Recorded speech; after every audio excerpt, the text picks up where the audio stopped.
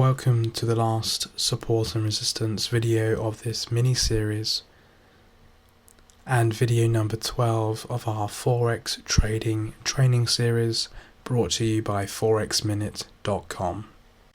In this support and resistance mini-series I have taught about support and resistance, I've given an introduction to support and resistance, and I have covered horizontal support and resistance, dynamic support and resistance, and channel support and resistance.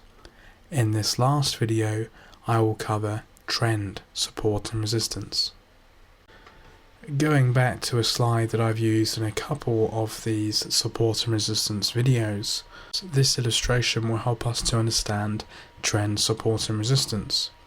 This illustration demonstrates the concept of ceilings becoming floors, resistance becoming support, or vice versa, support becoming resistance, floors becoming ceilings. Trend support and resistance is using the principle that support and resistance areas are created at the ends of pushes and at the ends of pullbacks. So when we have a high and low of a trend, we have a support and resistance area created. This support and resistance is considered a more minor support and resistance when compared to strong horizontal support and resistance, dynamic support and resistance, and channel support and resistance. But nonetheless, it's worth covering, and it does work. In this illustration we have a downtrend, a push, a pullback, a push, a pullback, and so forth. At the end of every push and start of a pullback we have a low. If we mark that low as a support, when we go for the other push and this low is broken, that support will now become resistance and can act as the reversal point of the next high. Price then pushes and breaks the support created by the low, which then acts as a resistance and a reversal point for the next high. Sometimes these lows are not broken, the resistance on these lows, and that's when we get a trend reversal. Obviously we could have an uptrend where we would mark highs, which could act as reversal points for the next low once the high has been broken. As always, I will demonstrate this on a real life price chart. This is a daily chart of the euro against the Japanese yen. We have a clear downtrend, a push, a pullback, a push, a pullback, a push, a pullback, and then a final push before this high is broken and the downtrend is over.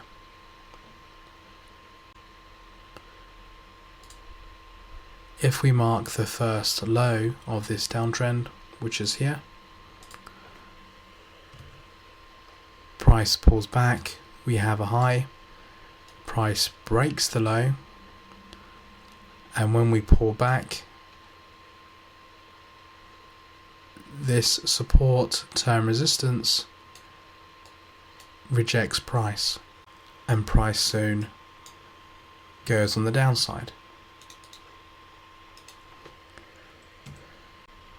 If we mark our next low, which is here,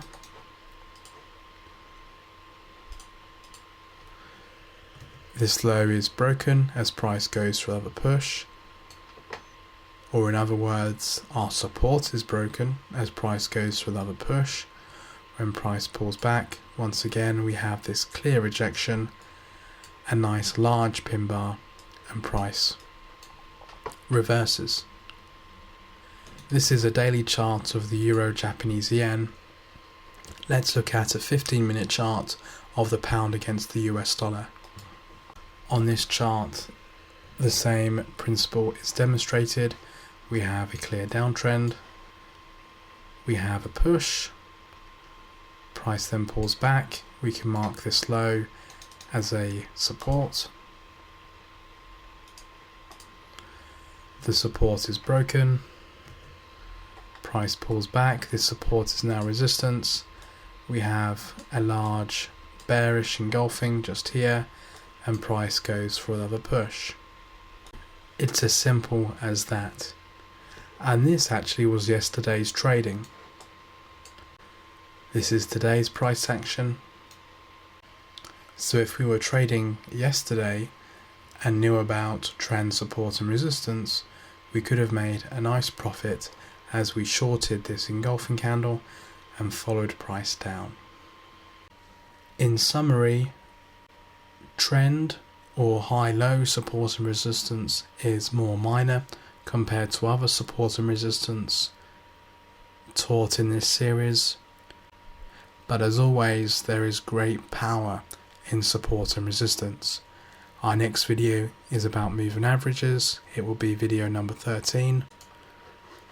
Thank you for watching this video. Please like, please subscribe, please check out our website, and please watch more videos.